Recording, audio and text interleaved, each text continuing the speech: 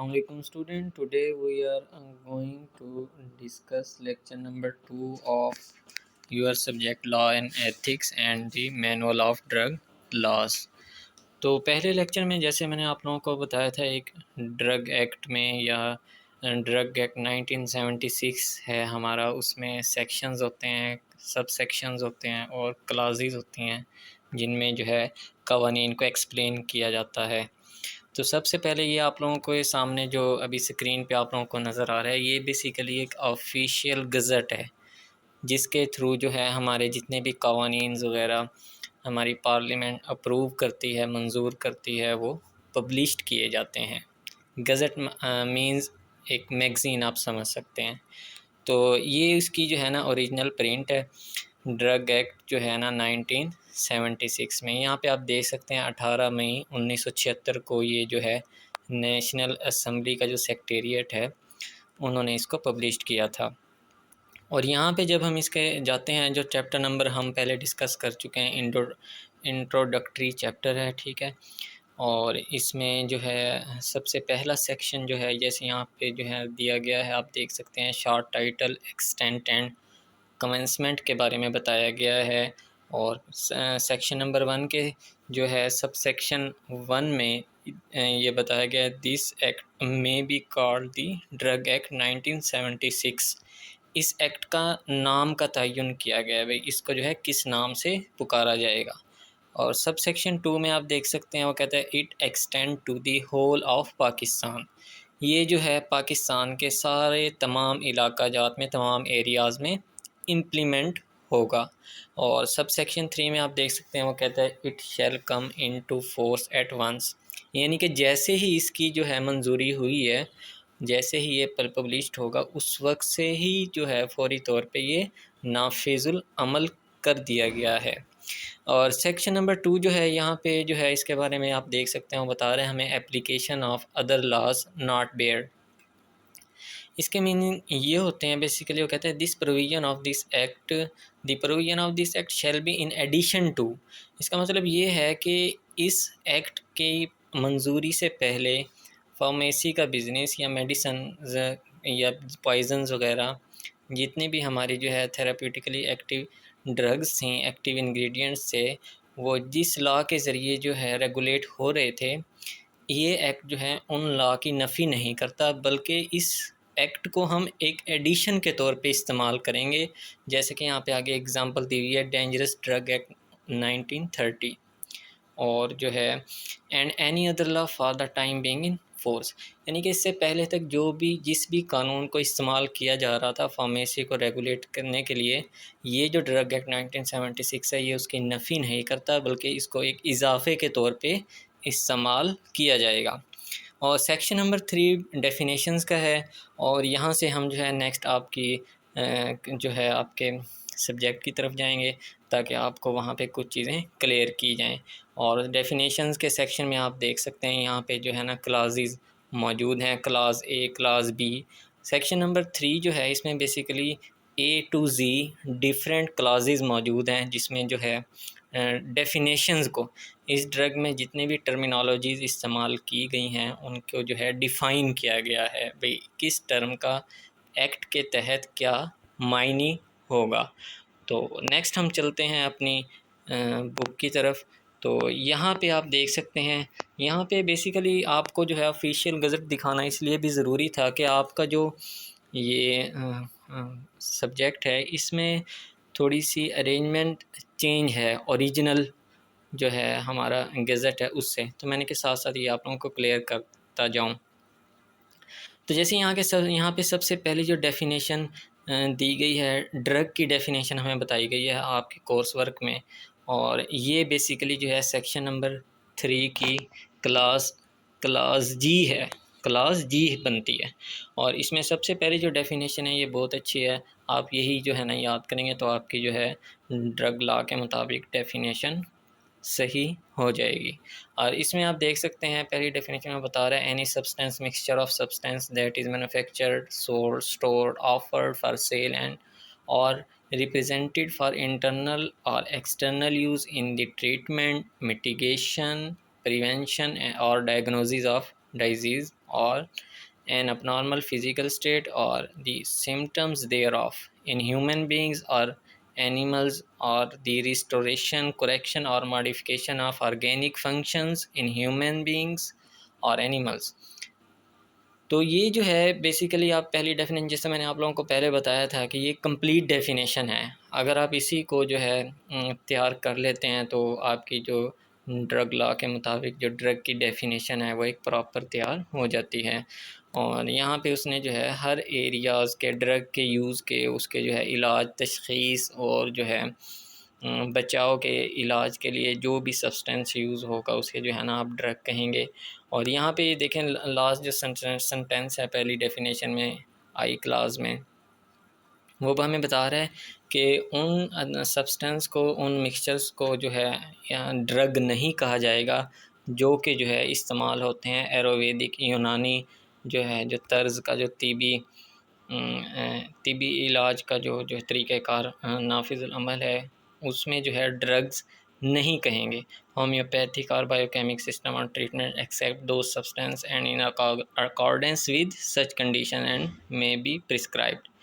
तो ये बेसिकली जो है पहली जो डेफिनेशन है एक कंप्लीट डेफिनेशन है और इसमें जो है ड्रग को कम्प्लीटली डिफ़ाइन किया गया है। और जो फिर आगे जो है अगली डेफिनेशन जो सेक्शन नंबर 3 में आप लोगों की डिस्कस की गई है कोर्स वर्क में, वो है स्पूरियस ड्रग की। और ये बेसिकली जो है ओरिजिनल पब्लिकेशन के मुताबिक आपकी सेक्शन नंबर 3 की क्लास जेड का बी सब क्लास बनती है। क्लास जेड की जेड बी सब क्लास जो है ना उसमें स्पूरियस ड्रग को डिफ़ाइन किया गया है, स्पूरियस ड्रग के मीनिंग्स को समझाया गया है।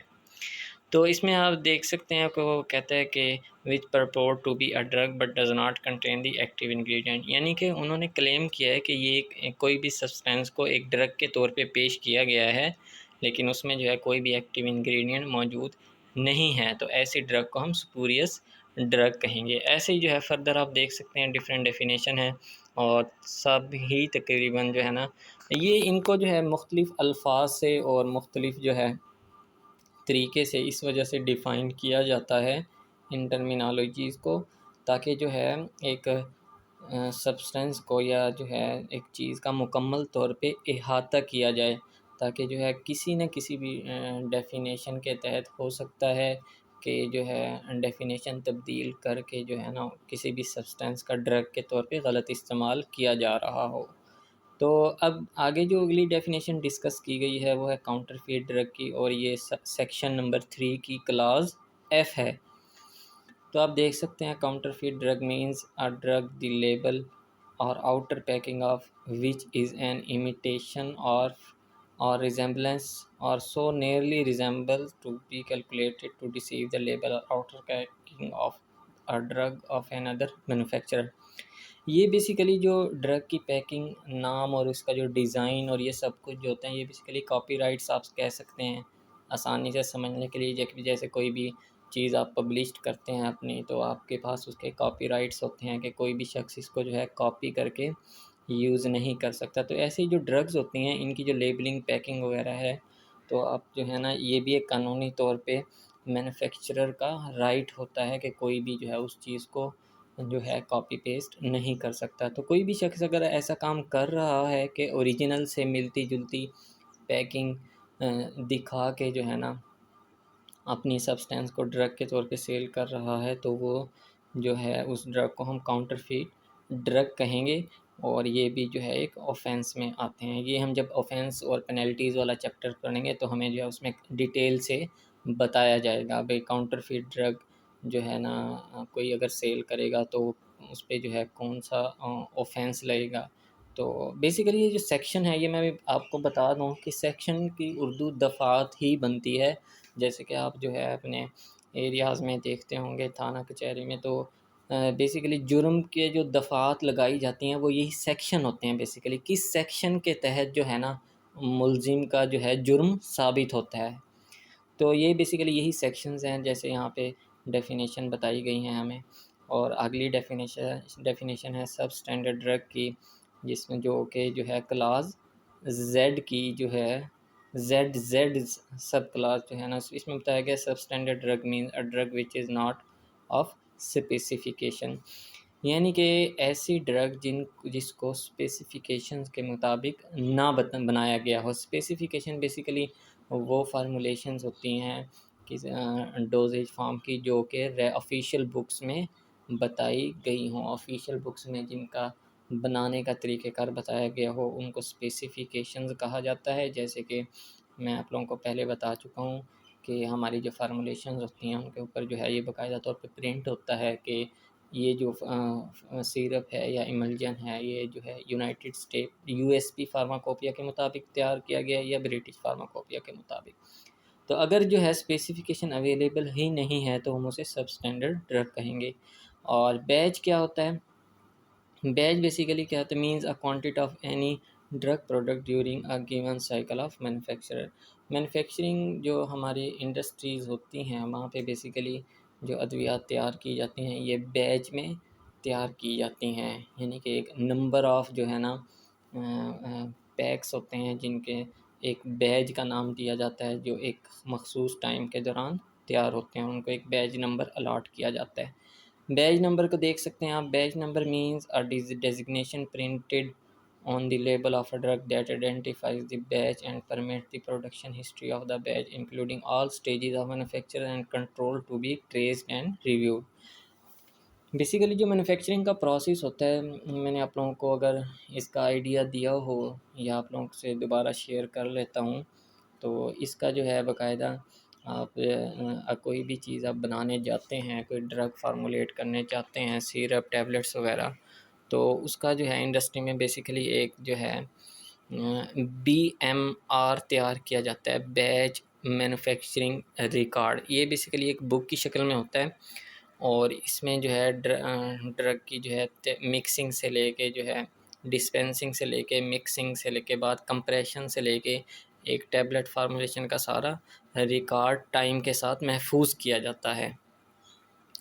तो वो कहते हैं कि जब बैच नंबर अलॉट हो जाता है उससे जो है हम उस बैच का जो है मैन्युफैक्चरिंग टाइम और जो है जो उसमें जितने भी पर्सनल्स वगैरह इन्वॉल्व होते हैं बनाने में, उनको जो है वहाँ पे जो है उनको रिव्यू कर सकते हैं, चेक कर सकते हैं कि हमसे जो है गलती कहाँ पे हुई है। एक्सपायरी डेट जो है, एक्सपायरी डेट को डिफ़ाइन करता है हमारा ड्रग एक्ट। वो कहते हैं कि ये लेबल का जो ड्रग का लेबल होगा उसके ऊपर प्रिंट होगी और जो है जिसका मतलब ये होगा कि उस डेट के बाद, उस तारीख़ के बाद जो इस ड्रग के अंदर एक्टिव इंग्रेडिएंट है, एक्टिव फार्मास्यूटिकल इंग्रेडिएंट है, तो उसकी जो क्लेम एफिकेसी होगी और सेफ्टी, क्वालिटी एंड पोटेंसी होगी, वो जो है काबिल इस्तेमाल नहीं रहेगी, काबिल कबूल नहीं रहेगी और वो ड्रग जो होगी वो बेचने के लायक नहीं रहेगी। तो इसको जो है एक्सपायरी डेट डिफ़ाइन किया गया है। जेनेरिक नेम का क्या कहा जाता है? ये बेसिकली नॉन प्रोप्राइटरी नेम होता है। ये बेसिकली जो है किसी भी मैन्युफैक्चरर की तरफ से नहीं दिया जाता, बल्कि एक ये साइंटिफिक और ऑफिशियल नेम होता है ड्रग का, as approved by federal government, जो कि फेडरल गवर्नमेंट अप्रूव्ड करती है। यानी कि जो साइंटिस्ट ड्रग को दरियाफ्त करेगा वो बाकायदा तौर पे इस ड्रग का जो है नाम फेडरल गवर्नमेंट के ज़रिए अप्रूव करवाता है। तो ये थी हमारी क्लास के सेक्शन नंबर 3 चल रहा है हमारा। और क्लास एल में जो है गवर्नमेंट एनालिस्ट को जो है डिफ़ाइन किया गया। गवर्नमेंट एनालिस्ट कौन होता है? और इसका मतलब वो कहता है कि फेडरल गवर्नमेंट एनालिस्ट भी हो सकता है, प्रोविंशियल गवर्नमेंट एनालिस्ट भी हो सकता है, और जो कि जो है अपॉइंट किया जाता है अंडर सेक्शन 16। सेक्शन नंबर 16 जब हम पढ़ेंगे तो वो बिल्कुल आपके कोर्स वर्क का भी हिस्सा है। तो वहाँ पे जो है ना गवर्नमेंट एनालिस्ट की डेफिनेशन बताई गई है और जो है उसकी अपॉइंटमेंट भी सेक्शन नंबर 16 के तहत होती है। इंस्पेक्टर मींस फेडरल इंस्पेक्टर और provincial inspector appointed under section 17। Inspector जो होता है वो 17 सेक्शन नंबर 17 के तहत अपॉइंट होता है, ठीक है। और उसकी जो आगे रिस्पॉन्सिबिलिटीज़ हैं वो आपको जो है जो प्रोसीजर ऑफ इंस्पेक्टर्स है वो उसमें जो है उसकी पावर्स ऑफ इंस्पेक्टर जो हैं उसमें डिस्कस करेंगे। क्लास ओ में जो है ना वो कहता है लेबल को डिफ़ाइन करता है। लेबल क्या होता है? वो कहता है डिस्प्ले ऑफ रिटन प्रिंटेड और graphic matter upon the immediate container और द आउटसाइड कंटेनर और wrapper of a drug package. तो ये जो है इसको हम लेबल कहा जाएगा। क्लास बी में लेबलिंग के मुतालिक जो है ना बताया गया है। और क्लास ए में जो है ना आप देख सकते हैं कि मैन्युफैक्चरर को डिफ़ाइन किया गया। मैन्युफैक्चरर कौन होगा? मैन्युफैक्चरर जो होता है वो यहाँ पे बता रहा है कि relation to a drug means all operation involve in the production of the drug including processing, compounding, formulating, filling, packing, repacking, altering, ornamenting, finishing, and labeling with a view its storage, sale, distribution, but does not include the compounding, dispensing. Compounding dispensing जो है इसमें manufacturing में include नहीं होगी, जिनको कि हम pharmaceutic में जैसे हम पढ़ के आए। कंपाउंडिंग डिस्पेंसिंग जो है ये बेसिकली फार्मेसी के अंदर जो है ना इनका काम है। और मैन्युफैक्चरर जो होता है मैन्युफैक्चरिंग के अंदर वहाँ पे फार्मेसी का, रिटेल फार्मेसी का कोई कंसेप्ट नहीं होता। तो ये जो सारा कुछ जो है ये एक मैन्युफैक्चरर की डेफिनेशन में आता है। तो ये जो हमारा सेक्शन नंबर, ये कुछ मखसूस डेफिनेशंस थे, कुछ सब क्लासेस थे सेक्शन नंबर 3 के जो आपके जो है कोर्स वर्क में जो है एक्सप्लेन की गई थी। नेक्स्ट लेक्चर में इंशाल्लाह हम जो है प्रोविंशियल क्वालिटी कंट्रोल बोर्ड को डिस्कस करेंगे। थैंक यू, अल्लाह हाफिज़।